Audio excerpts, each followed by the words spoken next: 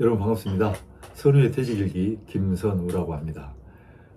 오늘은 퇴직금에 대한 이야기를 좀 한번 해보려고 합니다. 퇴직금 일시금이 좋은가 연금이 좋은가 이것에 대한 저의 그 솔직한 생각을 한번 나눠보도록 그렇게 하겠습니다. 보통 이제 직장인들 특히 공직자로 살다가 퇴직을 앞두신 분들은 퇴직금에 대한 고민이 좀 있어요. 의외로. 저도 그랬고, 일시금으로 받는 게 좋을까, 연금으로 받는 게 좋을까, 이것에 대한 고민. 근데 보통 분들 이야기를 들어보면 당연한 뭐 연금 아니야? 그건 뭐 이렇게 논란에 뭐 무슨 여지가 있어? 이제 이렇게 생각하시는 분들이 많으실 거예요. 근데 주변에 보면 일시불로 받는 분들도 의외로 많습니다. 지난번에 제가 노인들 관련된 유튜브 영상을 몇 개를 보니까 이렇게 인터뷰 하던데 그 퇴직금을 의외로 일시금으로 받아서 이렇게 사업에 투자하고 또 그걸로 어떤 금융소득 얻고 이렇게 하신 분들이 의외로 많으신 거예요. 그러니까 많은 사람들이 연금으로 받아야 된다라고 이렇게 어느 정도 사회 통념상 이야기를 하는 것 같지만 실행하는 데 있어서는 의외로 또 일시불로 받아서 자기 또 제2의 인생을 꾸미는 분들도 많으신 것 같아요. 그래서 우리가 사실 말을 잘 안 해서 그렇지 퇴직을 앞두신 분들은 다들 고민을 한 번쯤은 하시지 않을까 싶어요. 또 퇴직을 하신 분들도 아마 퇴직하시기 전에 다들 고민을 한두 번 정도는 하셨을 거예요. 저도 이제 한 2년, 1년 정도 남겨놓고 고민을 정말 좀 이것저것 많이 했었거든요. 왜냐하면 이제 연금으로 받는다는 거는 이제 한마디로 말씀드리면 안정을 추구하는 거잖아요. 이제 뭐 한 3, 40년 직장에서 일했으니 노후는 내가 조금 작은 돈 받더라도 그 돈으로 안정적으로 그냥 살자 이렇게 이제 생각하는 거란 말이에요.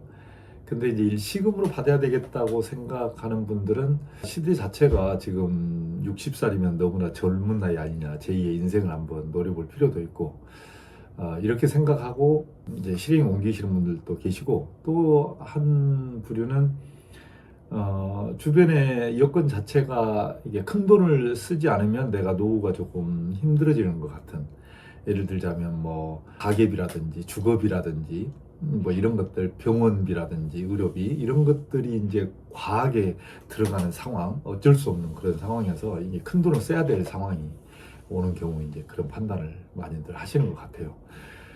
근데 연금이 좋다, 일시금이 좋다 이렇게 딱 떨어지게 이야기할 수는 없겠죠. 정답이 어디 있겠어요. 다 각자의 어떤 판단이 다 있겠죠. 그리고 각자마다 정답이 다 다르겠죠. 그렇지만 우리가 생각해 봐야 될 것은 몇 가지가 있는 것 같아요. 예를 들자면 이런 거예요.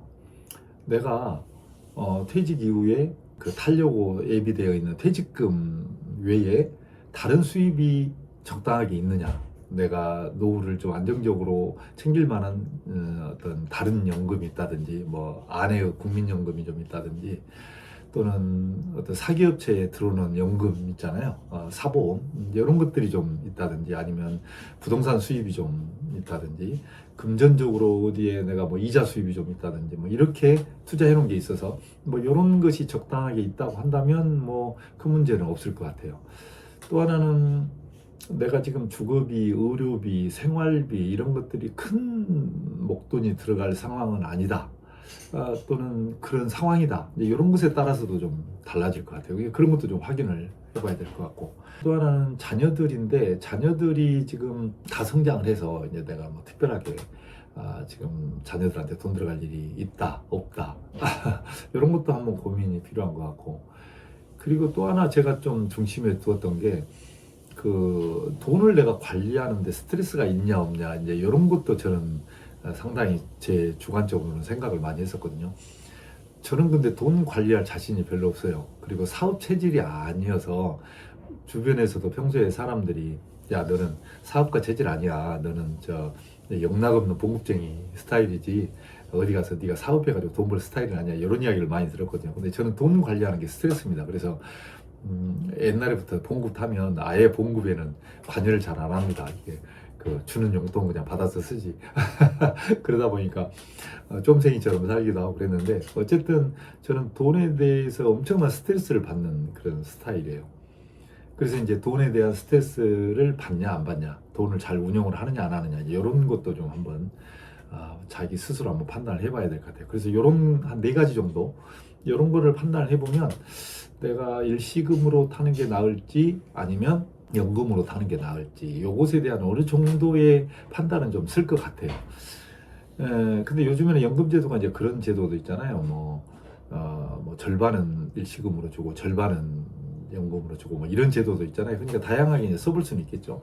근데 저의 확고한 판단은 이건 하나 있어요. 만약에 애매모호하다.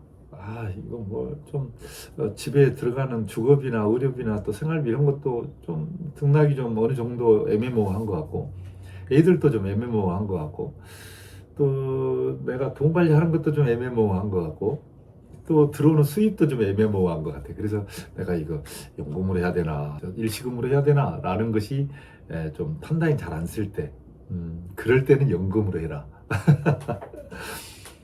제가 이제 그런 케이스였거든요.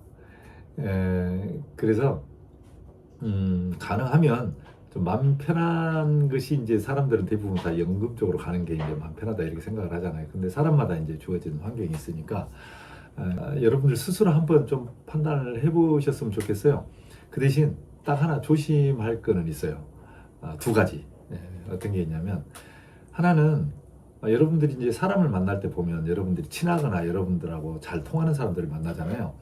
그러다 보니까 그런 사람들의 그 말에 대한 영향력이 굉장히 커요. 그래서 여러분들이 좋아하는 분들이, 야 나는 이번에 저 일시금으로 받았어. 일시금으로 받았더니 그 뭐 이것저것 하니까 참 좋더라야. 그리고 잘 돼.